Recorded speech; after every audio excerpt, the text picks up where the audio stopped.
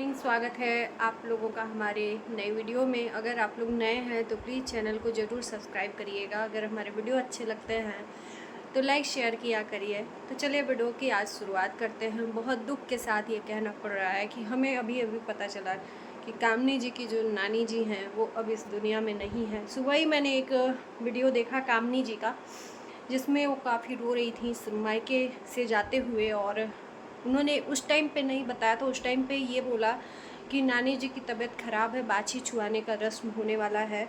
तो बाछी छुआता दो ही कंडीशन में है, जैसे कि या तो कोई बुजुर्ग है वो तकलीफ़ में है तो बाछी छुआने से उसकी तकलीफ़ जो है, संकट है, कट जाती है, या तो उस संकट से उसको मुक्ति मिल जाती है। तो फिर कामनी जी ने बहुत नम आँखों से वीडियो को शेयर किया था। और अभी अभी मैंने उनकी देवरानी का वीडियो देखा जिसमें काफ़ी रो रही थी। और इस दुख की घड़ी में अगर कोई इस चीज़ में नुक्स निकाले या कोई ऐसी चीज़ कंट्रोवर्सी वाली बोले तो ये बहुत शर्मनाक होगा। तो चलिए थोड़ा सा मैं बैठ जाती हूँ, फिर आराम से बात करती हूँ आप लोगों से। तो मुझे पहले ही पता था, मैंने कमेंट माया जी का आया था, वो मेरे में रेगुलर आती हैं, मेरा रेगुलर वीडियो देखती हैं, तो आपको धन्यवाद है बताने के लिए। मैंने कमेंट पढ़ा था आपका कि अब इस दुनिया में नहीं है। फिर अभी अभी मैं जैसे ही नहा धो के आई, मैंने सोचा आज संडे है, थोड़ा सा ज़्यादा काम रहता है तो वीडियो शूट कर लेती हूँ। तो जैसे ही मोबाइल मैंने हाथ में लिया तो मैंने देवरानी का देखा वीडियो, जिसमें काफ़ी रो रही थी। और जाहिर सी बात है, जिस घर में वो सदस्य इंसान जो भी रहे जो इस दुनिया में नहीं है, तो उसके लिए तो तकलीफ़ होगी ही। और बहुत सारी ऐसी मेमोरी है जो जेठानी देवरानी के साथ में है। नानी का जो भी वीडियो है, देवरानी ने बोला कि मैं वीडियो इसलिए शेयर करना चाहती हूँ ताकि ये यूट्यूब में हमेशा ऐसी मेमोरी बन के रहे। सही बात है, हम अपने यूट्यूब में डालते हैं इसलिए कि वो हमारा यादगार रहे। मोबाइल से भले ही डिलीट हो सकता है, लेकिन हम जब तक नहीं चाहेंगे यूट्यूब से कभी नहीं डिलीट होगा। तो हमने पूरा वीडियो देखा और बस इस दुख की घड़ी में बस यही है कि जिस तरह से पूरी फैमिली एक साथ है, फिर से एक साथ हो जाए, वो चाहे कोई भी रीज़न हो।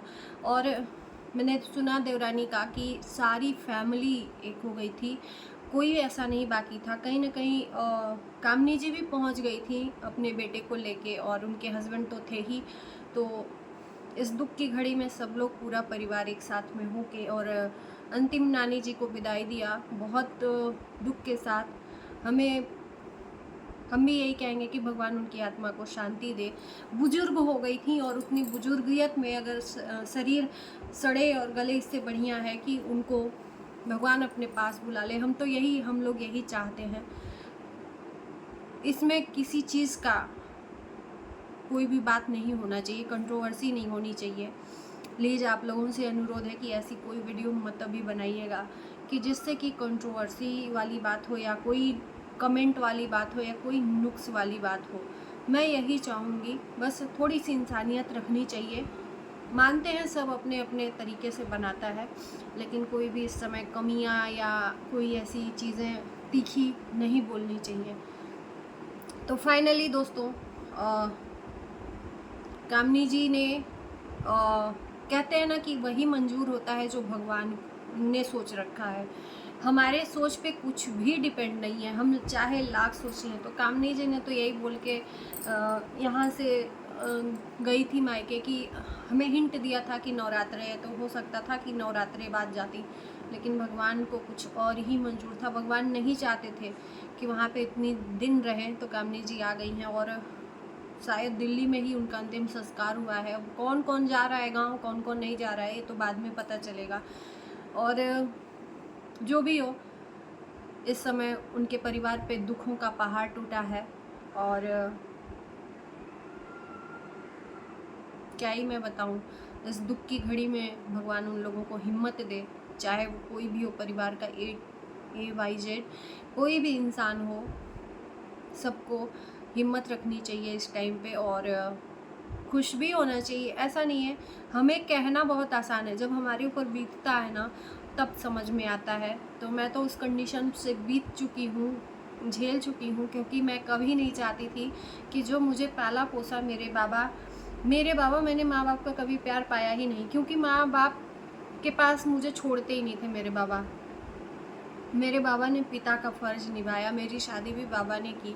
सोचिए कि एक लड़की अपने पिता के करीब होके, और कभी नहीं, मैं कभी कोई बोलता भी था ना कि इनको इतना तकलीफ़ है, भगवान बुला लें, तो मैं उनसे लड़ जाती थी कि कैसे बोल दिया, हिम्मत कैसे हुई, तुम्हारा एक पैसा लग रहा है क्या। और जब वो इस दुनिया से चले गए ना, तो मैं टूट गई थी, मैं एकदम बिखर गई थी। मैं कभी इसकी कल्पना भी नहीं की थी। आप लोगों को मैं बता दूं, रुंध रहा है मेरा गला। मैं कभी कल्पना ही नहीं की थी कि मेरे बाबा मुझे छोड़ के कभी जाएं। लेकिन कहते हैं ना कि जिसके ऊपर बीतती है वो हो जाता है, संभल जाता है, कठोर बन जाता है दिल। तो 1 साल पहले की बात है, मेरे साथ में ये हुआ है, तो मैं समझ सकती हूँ। लेकिन भूलना पड़ेगा उस चीज़ को, थोड़ा वक्त लगता है, उस चीज़ को एक्सेप्ट नहीं करता है इंसान। और मेरे तो पिता से भी बढ़ के हैं, मेरी हर खुशियों का ध्यान मेरे बाबा रखते थे। तो मैं समझ सकती हूँ कि एक परिवार में सदस्य अगर रहता है और दिल के करीब रहता है तो बहुत तकलीफ़ होती है उसके जाने की। तो बस मुझे अपनी याद आ गई सॉरी।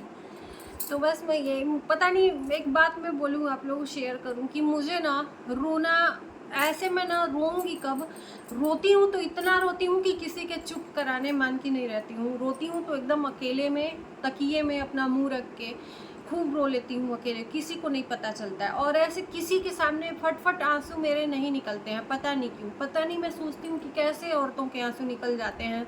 कोई क्या सोचेगा कि देखो ये रो नहीं रही है, यार मेरा इजी आंसू नहीं निकलता है। और जब दिल दुखता है ना, बहुत ज़्यादा मेरा रोना आता है। तो ये वाला रोना रोती हूँ तो भयानक वाला रोती हूँ। तो मुझे तुरंत नहीं हो मैं अपने इमोशन को बाहर नहीं निकाल पाती हूँ, बस बताने के सिवा और कुछ नहीं कर सकती हूँ। तो चलिए, बस थोड़ा सा मैंने अपना भी आपको शेयर कर दिया, सॉरी।